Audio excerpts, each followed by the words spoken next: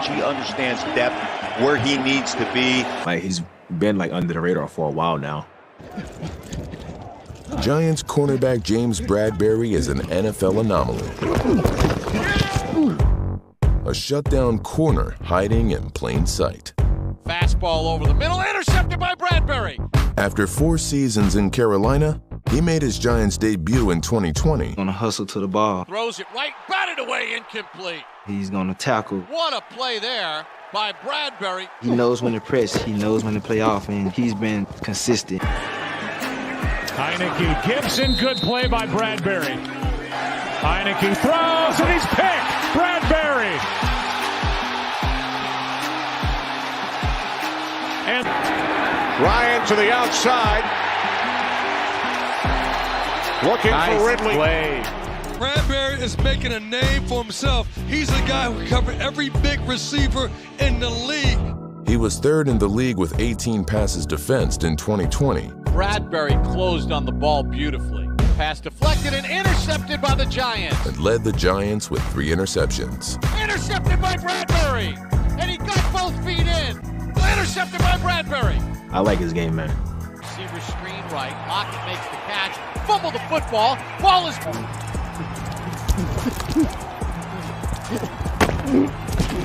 was in Robinson's arms, and Bradbury ripped it out, and he landed in bounds.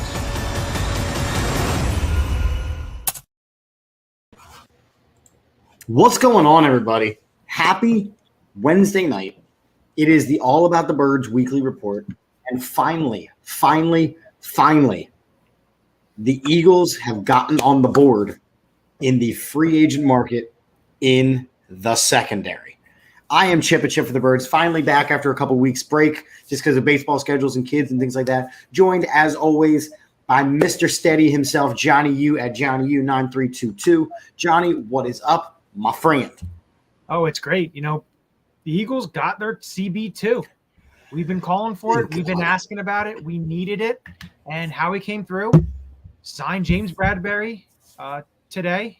1 year, $10 million. It's great.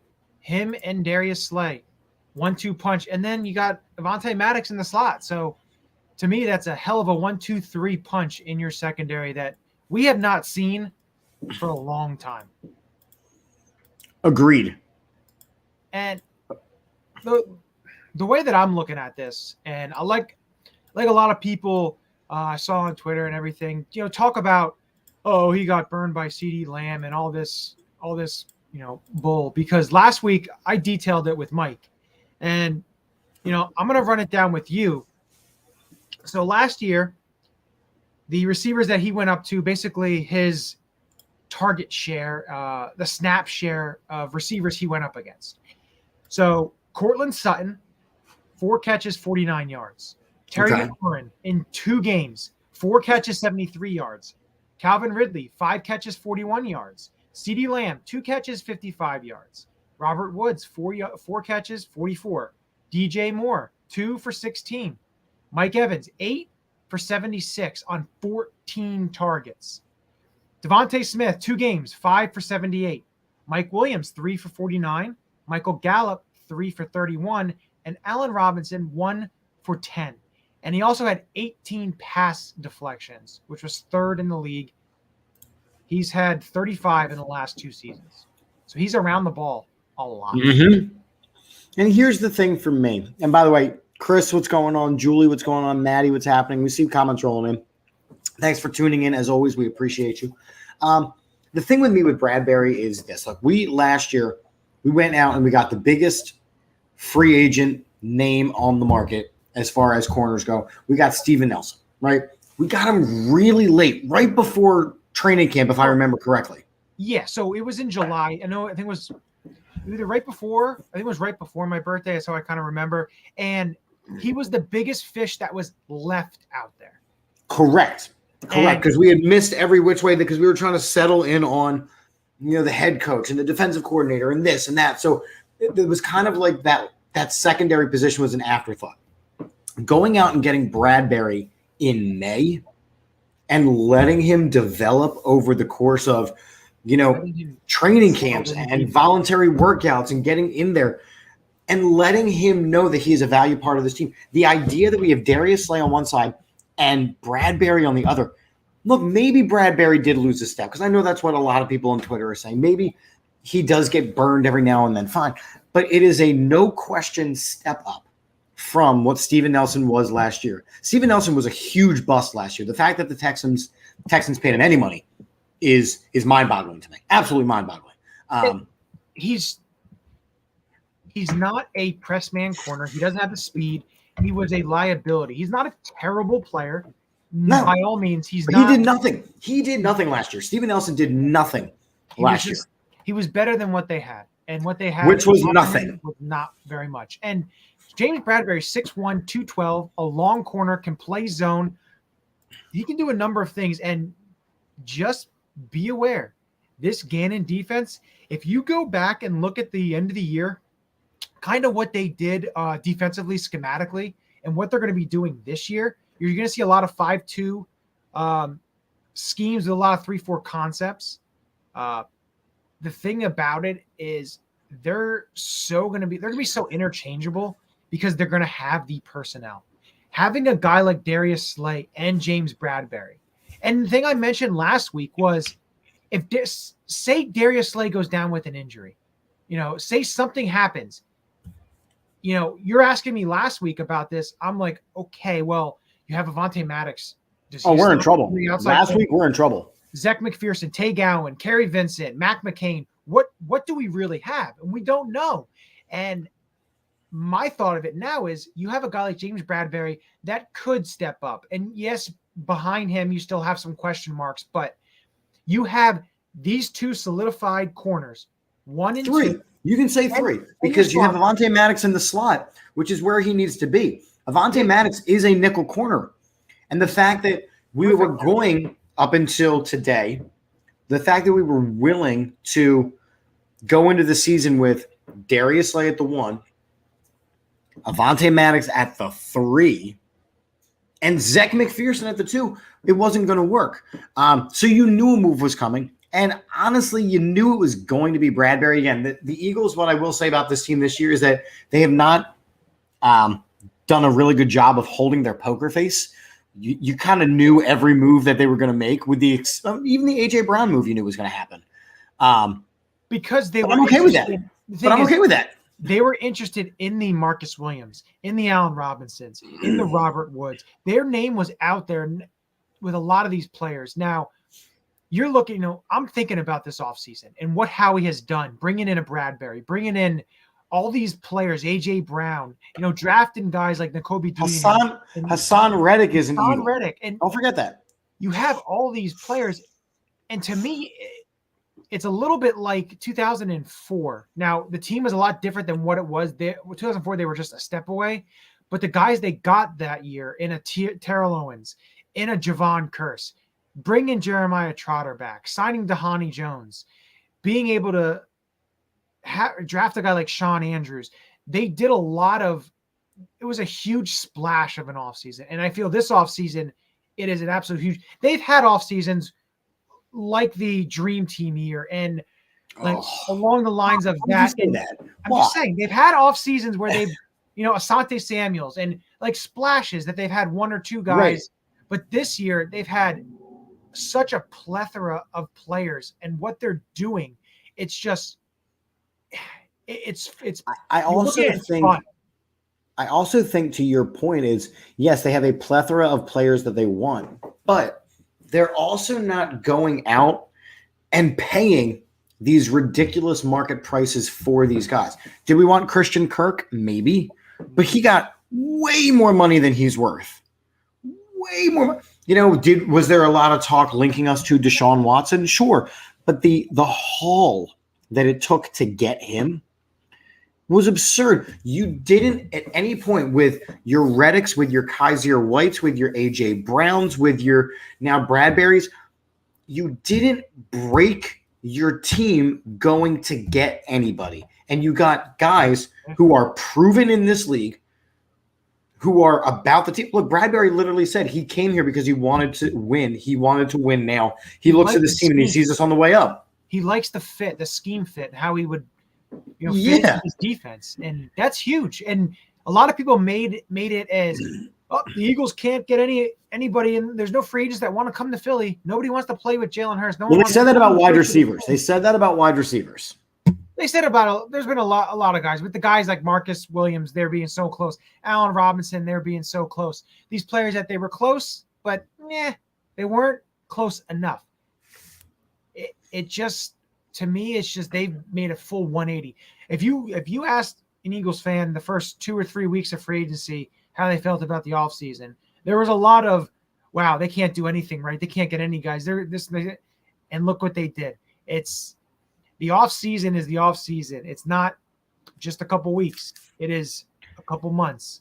The roster's never fully set. Last season, they got Steven Nelson so close to the start of camp. He didn't get a chance to learn scheme. And quite honestly, last year, they didn't get a chance to teach him scheme because you had a new coach, a new defensive coordinator. Everything was new.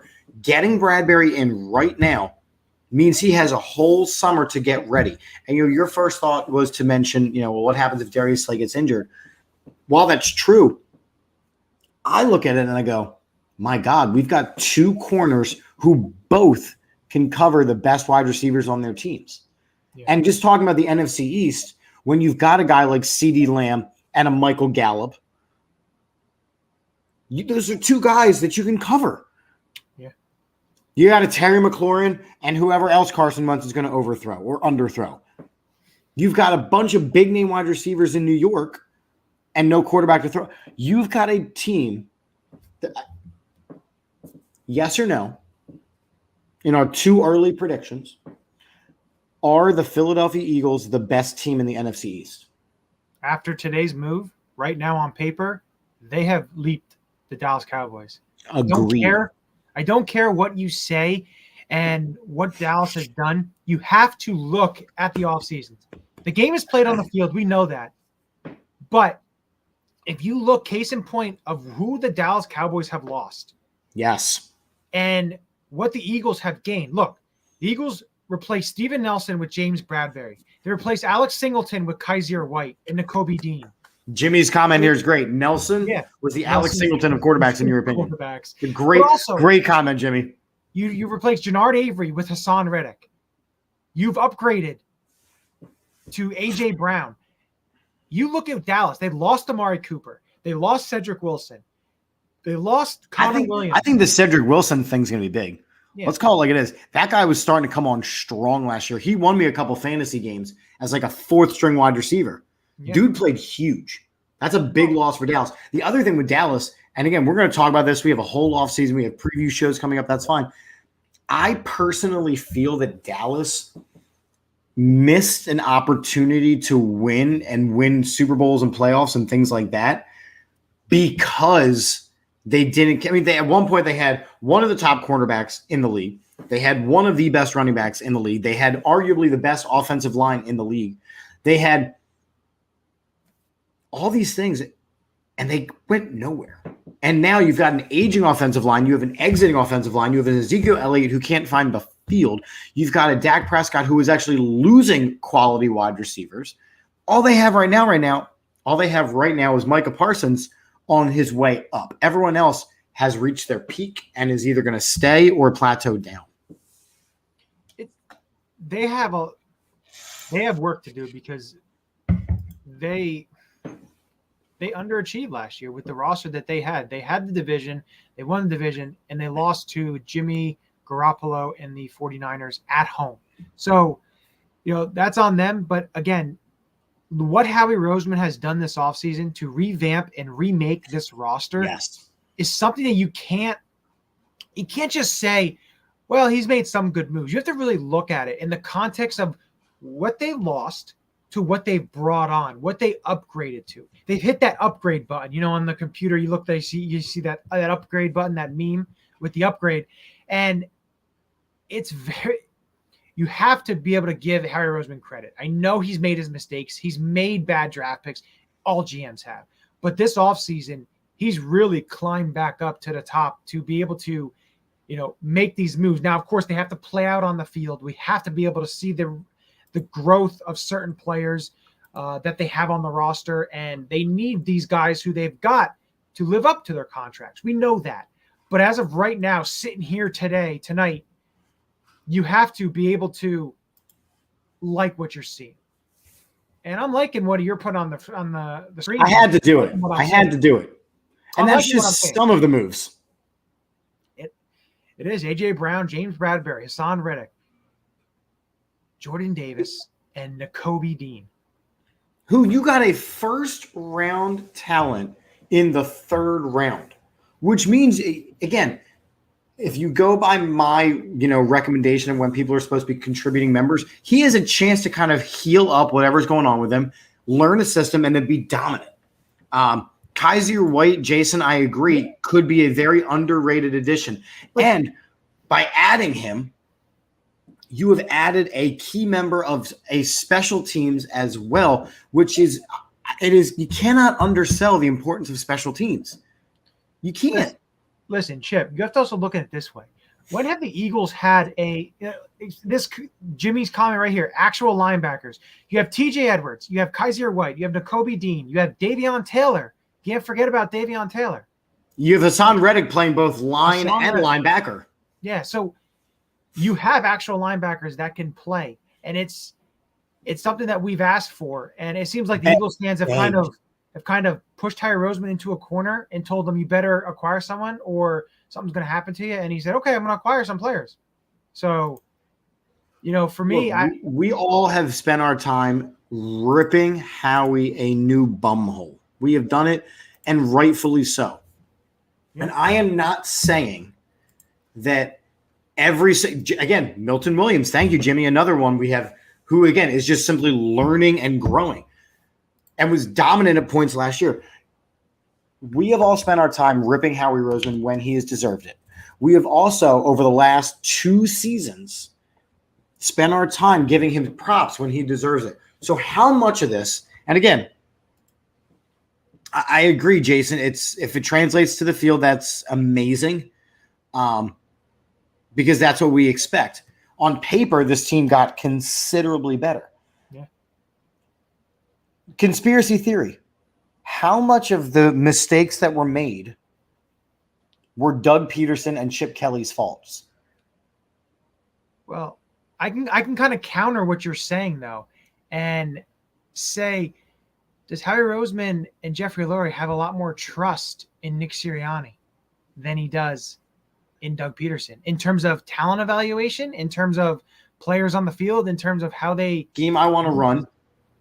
Is there now a trust situation where this is the scheme that we want to run? Jonathan Gannon says to Howie and Nick and all these guys, this is the scheme I want to run, and these are the types of players I need. Howie, can you get me? Howie, can you get me? And Howie goes, sure, buddy. Sure, buddy. And then here you go. He gets all the guys that we want. I don't know if in a year and a half away from Doug Peterson and in a year and a half and 3.5 years away from Chip Kelly, or 5.5 years, whatever it was, Howie has made too many good decisions where I'm willing to kind of put the blame somewhere else right now. And then you look at what Jacksonville has already done. My God. Well, that's awful. Their GM is Trent Baalke, and Trent Baalke has his own problems in terms of talent evaluation and everything there. So that's all for them. Let them enjoy the warm weather and sun, because that's really all they're going to be enjoying. But you have to look at the way this offseason has played out. Of course, there is a hole still left. We would like to see be added. I know there's been a lot of talk, and I'll get it out of the way here. There's been a lot of talk, and one name that's kind of circulated. We've already heard about the Chuck Clark. We know about that and everything, but there's been another name the last day or two. Jesse Bates, the franchise tag player for the Cincinnati Bengals. He did state that he does not want to play on the franchise tag, and he will not be showing up to OTAs, and they have it until July to get a deal done. That could possibly be an avenue you go. But the way I'm looking at, don't get me wrong, I'd love to have Jesse Bates on this roster. I think it'd be great. But what you'd have to trade for him and pay him is a lot more than a guy like Chuck Clark for Baltimore, with a team that needs a receiver because the receiving depth is very short, very thin.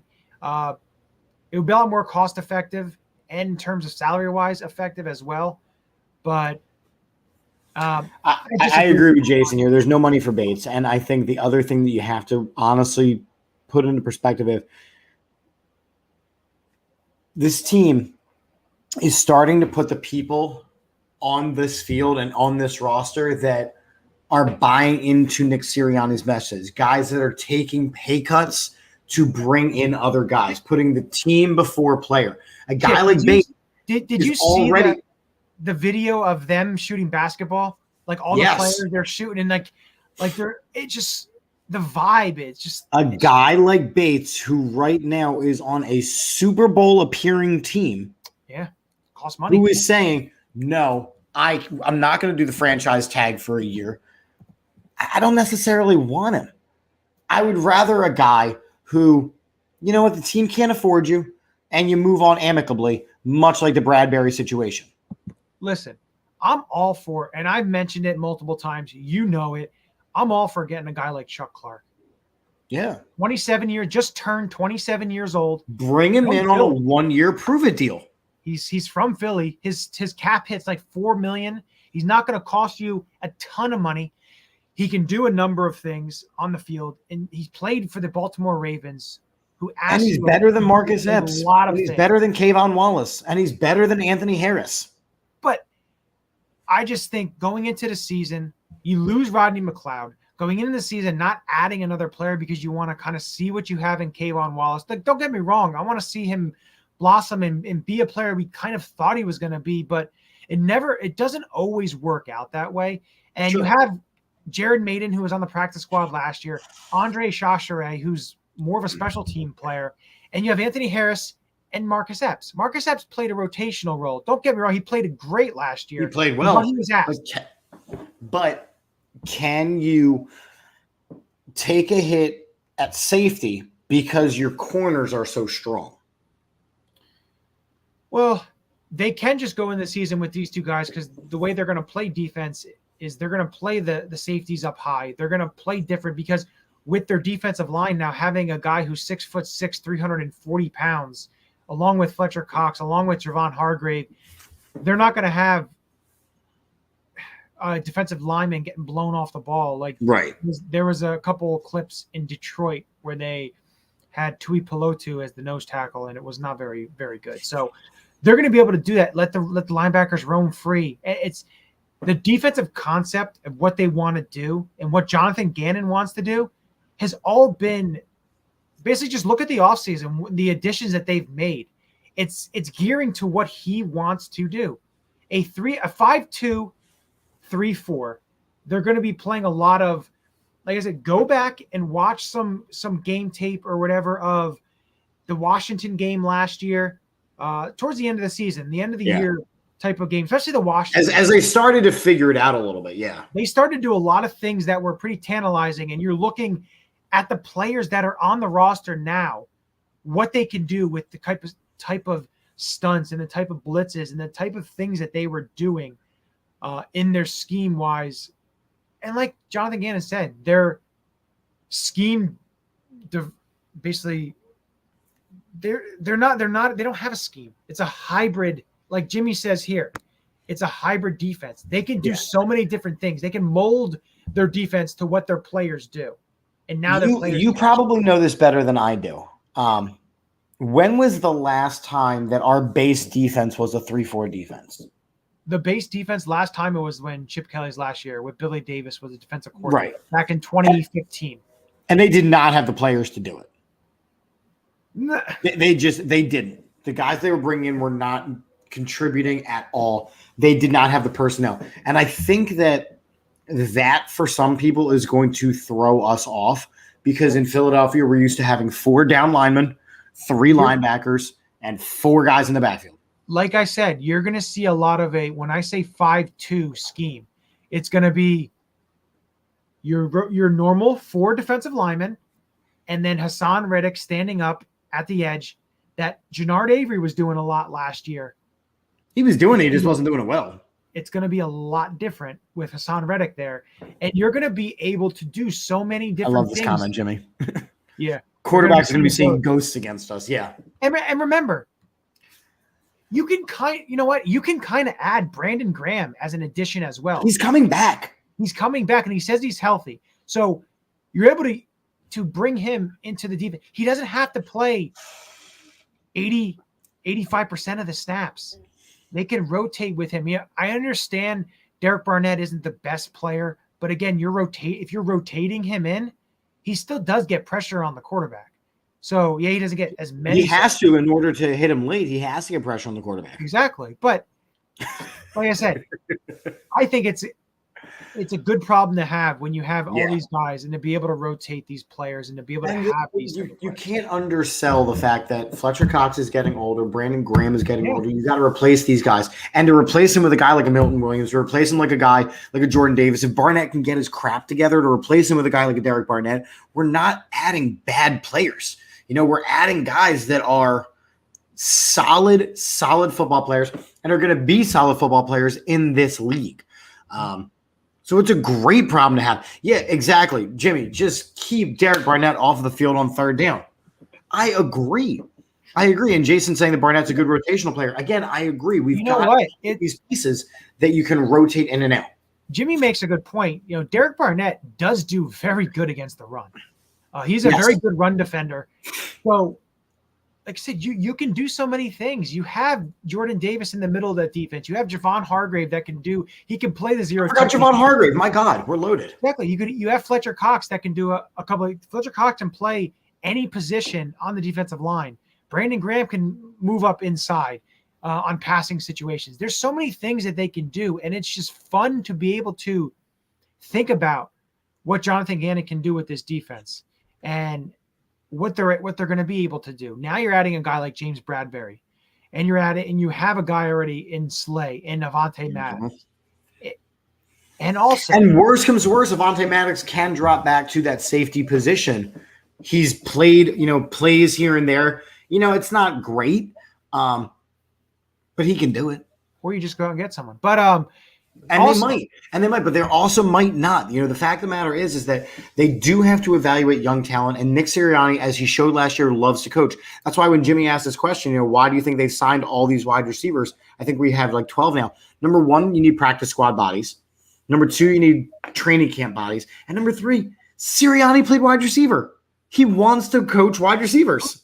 Like I said, who knows if any of these guys they have you stay on the practice squad for a year. Maybe they develop into a good number 4, number 5 receiver, a good special teams guy. You don't know that. And that's why you add players like this, because, they're camp guys, but you can kind of see what players are you able to develop into a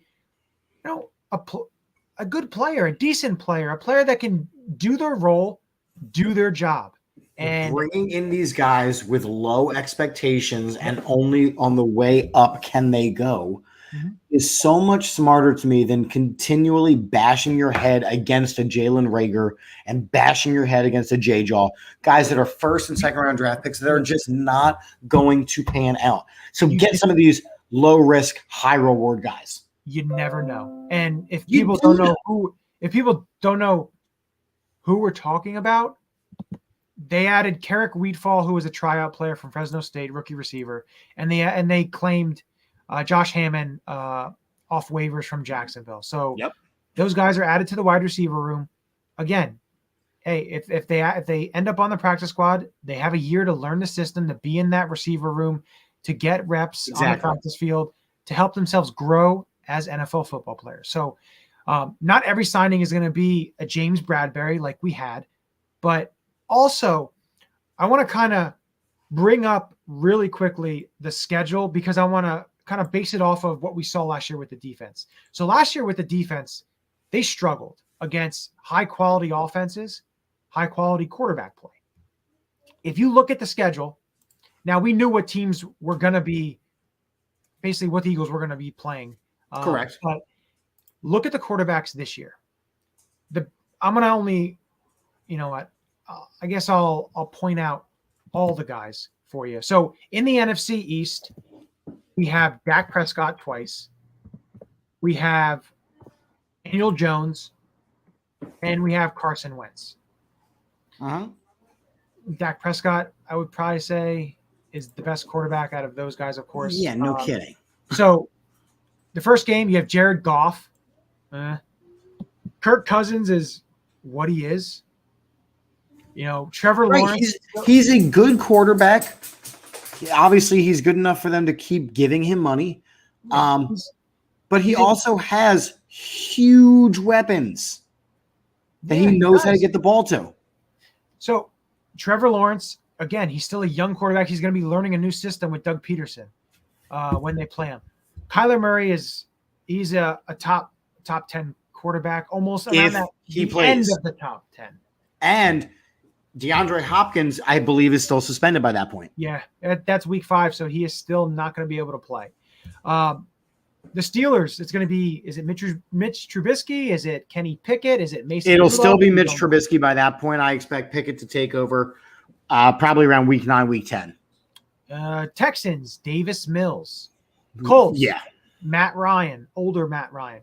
But Packers, when you're going to let me talk about the schedule. So go ahead, continue. Yeah. The Packers, Aaron Rodgers, of course, he's an elite quarterback. Titans, Ryan Tannehill, maybe Malik Willis, depending on how their season goes. I think it's going to be Tannehill, though. The Bears, Justin Fields, again, another second-year quarterback who struggled a little bit last year. Doesn't have many offensive weapons at all in Chicago. The Saints, Jameis Winston, or whoever is there, if Winston is hurt or not playing well or benched or whatever it may be. Again, you looking at this schedule, they're not playing the Patrick Mahomes, the Justin Herberts, the Derek Carrs, those type of quarterbacks that they played last year. Mm-hmm. They're playing a whole different set of teams. They're playing a whole different set of, and even, you're not even looking at quarterback. I'm looking at teams in general. They're not playing the juggernauts who loaded up the Los Angeles Rams, the Tampa Bay Buccaneers. You're not playing the Chargers, the Chiefs, the Broncos, the Raiders. You're not playing those teams. The Bengals, the Ravens, the Browns. You're not playing any of those teams. So okay, go at it. Thank you for allowing me some opportunity to talk about this lovely Eagles schedule as it has been released. So here's the deal. I look at a schedule that is much, much, much lighter than in previous years. I look at a team that is much stronger than in previous years. Our biggest question marks at this point are the quarterback, which, again, you can win in this league without a good quarterback. We've seen Joe Flacco win a Super Bowl. We've seen Brad Johnson win a Super Bowl. We've seen Doug Williams win a Super Bowl. I'm not saying that I want to, but I'm saying that you can. Mm-hmm. With that being said, defense, your weakness is at the safety position, which we've addressed. It might not be a weakness. It might just be an inexperienced thing. Special teams, you have got to replace your punter.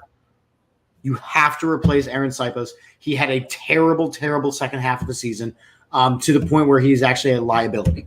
Besides that, this team is primed to win. If they continue to utilize the run game, if they continue to now get the ball into the hands of your A.J. Browns, your Devontae Smiths, your Dallas Goederts, all these guys, then Jalen Hurts doesn't have to do much to win 11 to 12 games.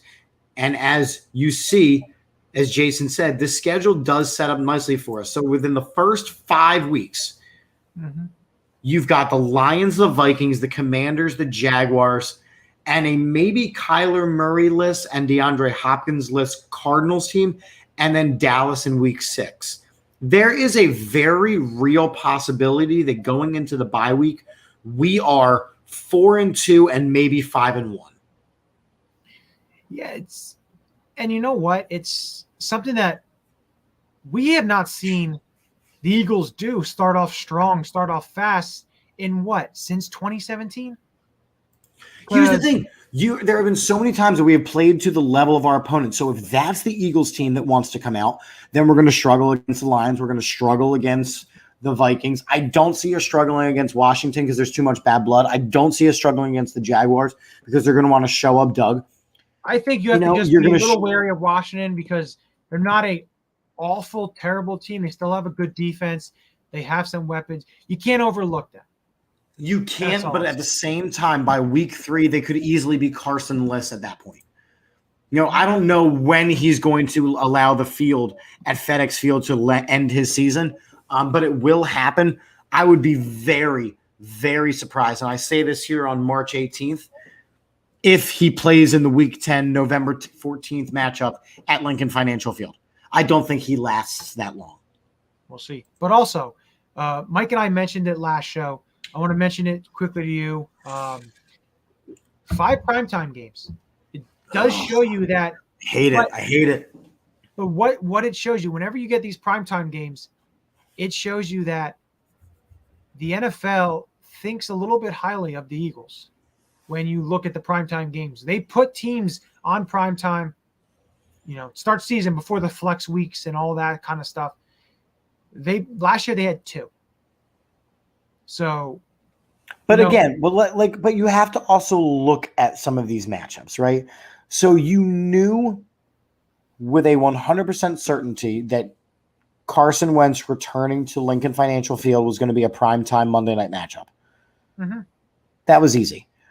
The Davis Mills one surprises me, but it's Thursday night football, so they're just getting a Texans game out of the way. Listen, they play Thursday night every single year, so you kind of take a Thursday night out as one of the primetime games because they do it every year. So they have 4 primetime games if you want to kind of. The Sunday night against Dallas, again, you knew that was coming. The Vikings game, okay, I'll take a Monday night Vikings game. That could be interesting. The Packers on a Sunday night, that could have huge playoff implications at that point. Huge playoff implications. And then you know that final game could be flexed at any point. Yeah, you are right. So it's an interesting schedule, and like I said, you got the Steelers who are not going to be a good football team this year. I truly do not think they're going to be a good football team this year. Maybe I'm wrong, but I don't think Mitchell Trubisky or Kenny Pickett does enough. I think the Texans are garbage. I think that adrenaline will help us win against the Commanders here. The Colts game worries me because you mentioned an old Matt Ryan, and I get that. But again, that's another team where the quarterback only has to do a little bit because they have the best offensive line of football and they've got Jonathan Taylor running the ball. Mm-hmm. Not to mention a pretty damn good defense. Yep. So Matt Ryan does not have to do much. That is a game that I'm circling as a concern game as of, again, May 18th before things are going there. The Texans, not the Texans, excuse me, the Titans, you're going to want to see A.J. Brown go off against his old team. The Bears don't worry me. The Giants don't worry me. The Saints don't worry me. That leaves us with the Cowboys. You're looking at these teams that we're looking at them in May. Some of these teams can can worry you a little bit in terms of injury-wise when you get up there. That's what we always kind of say. It's why I don't want to put any type of record. I know people. I'm not either.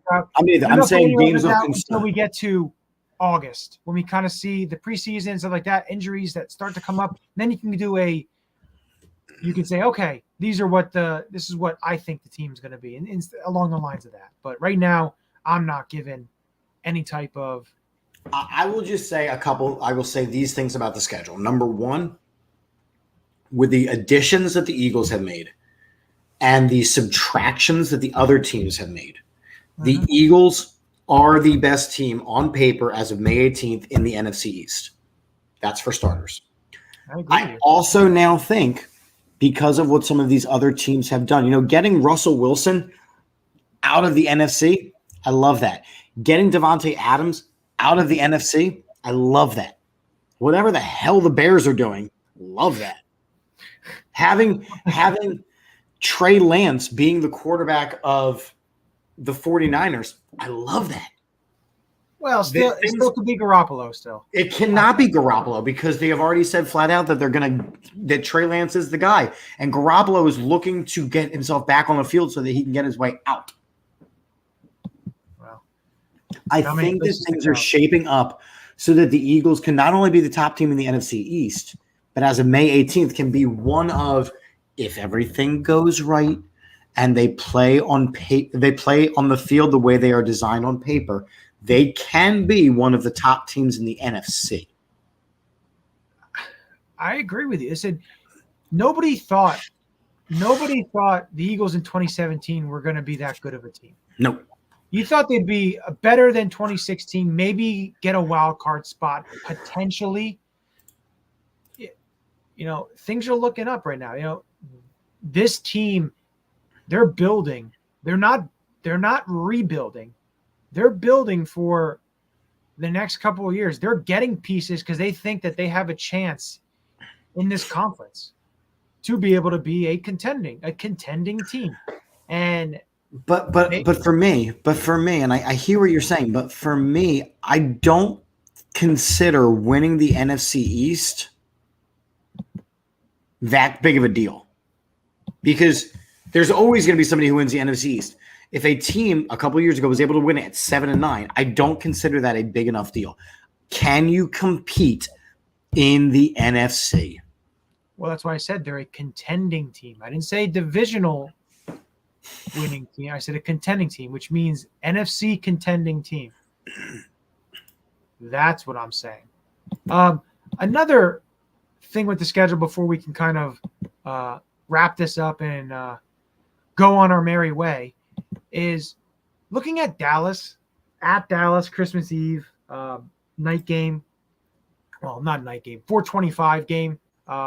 America's game of the week or whatever you want to call it. Mm-hmm. I was doing a little looking to see when the last time the Eagles played in Dallas, non-4:25 or 8 o'clock or Monday night. Oh, never. It was years ago, right? Years and years ago. It's at least over 10 years ago. That's just crazy because that game always seems to always be a primetime game or one of those 4:25 games. You don't really see. I know 2003 was one year. 2000, the 2000 season, pickle juice game, that was a 1 o'clock game. But it's just something that was interesting. I had to take a little bit of a look to see when the last time. But you also have to remember the need and the desire for from the NFL to make the Cowboys super relevant. The fact that teams like, the Cowboys and the Lions still play on Thanksgiving just because they play on Thanksgiving, even when they're not relevant.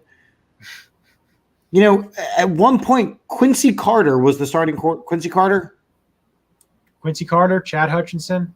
Yeah, these guys all started on Thanksgiving. These guys started on Thanksgiving. Yeah. You know what I mean? Let's call it like it is. There is a forceful need from the NFL to make sure that the Dallas Cowboys are relevant. Yeah. Because Jerry Jones runs the NFL. It's about money. So of course, the biggest matchup is going to be the Eagles and the Giants, and the Eagles and the Cowboys in Dallas. Of course it is. Of course it is. And that's why people are like, oh my God, well, we hate the Giants, but we hate the Cowboys. Or, the Commanders are terrible, but we hate the Cowboys. Because we are being manipulated to hate the Cowboys more than anything else. Mm-hmm. You're right. I'm not a conspiracy theorist. And there's proof. Sure. Are you sure? I'm not a conspiracy theorist. This is a known fact. And Jimmy's on point with the comments tonight. He says he was going to say that he lives in Arkansas, and that's all they show here is the Cowboys. Yeah. Of course it is. Jerry territory. It's Jerry Tory, if you will. Jerry Tory. It's Jerry Tory. Anthony's saying how he's done some big improvements. Can't wait to see what they look like. Again, Anthony, I agree, man. This team is so much better on paper. Jimmy, I'm so sorry for you. I'm so sorry that your whole family is Cowboys fans. That's pretty. We're your family now. We've adopted Johnny. He's from a Giants family. We're your family now. So welcome. Dinner's at 7. Come after. Or at 4:15.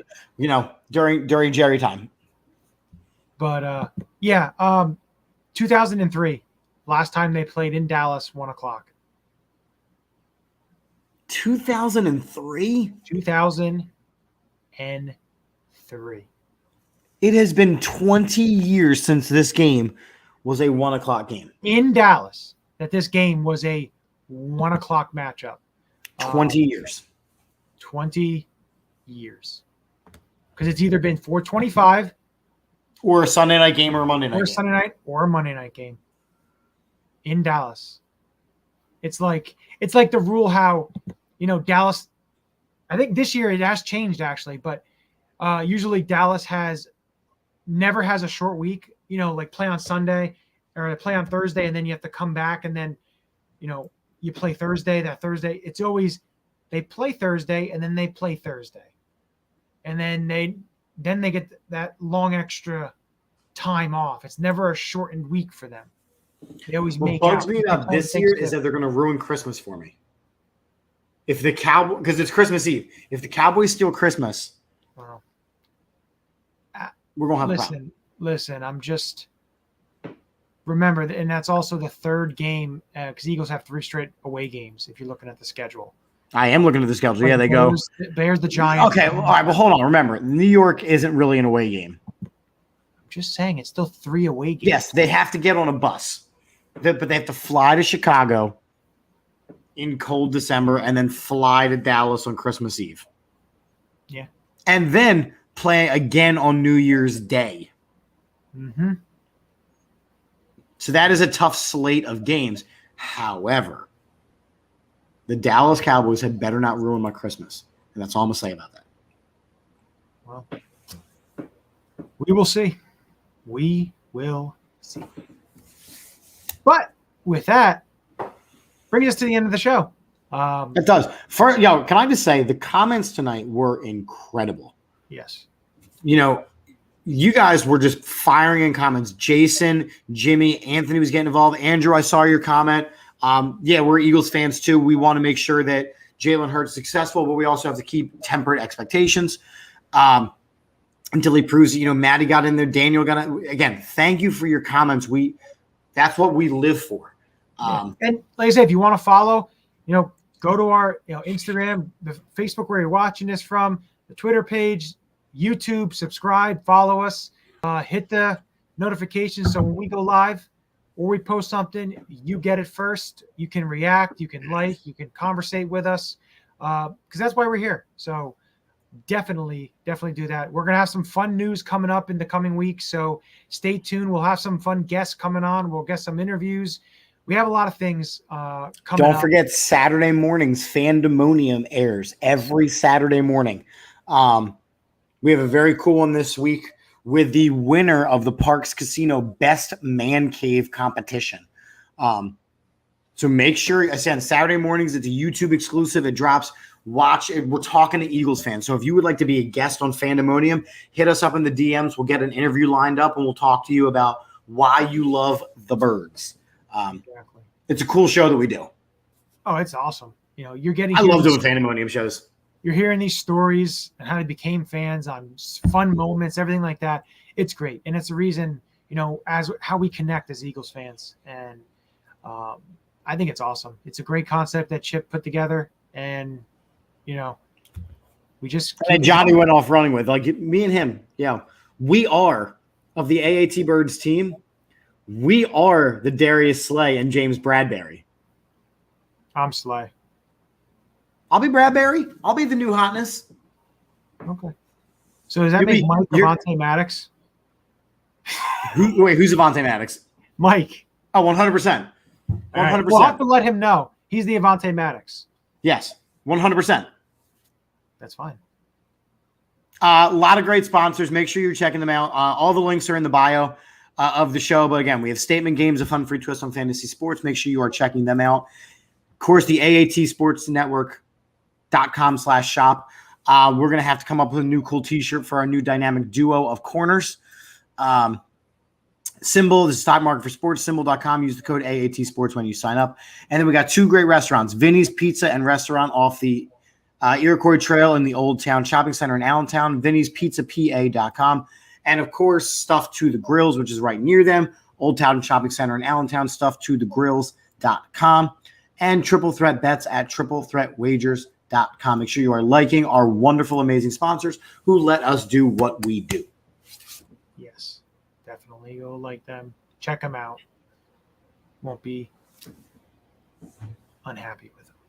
And with that, as we end every show here on the AAT Sports Network and AATBirds, the weekly report, a very positive and a very happy and a soon-to-be NFC East winning Go Birds. Go Birds.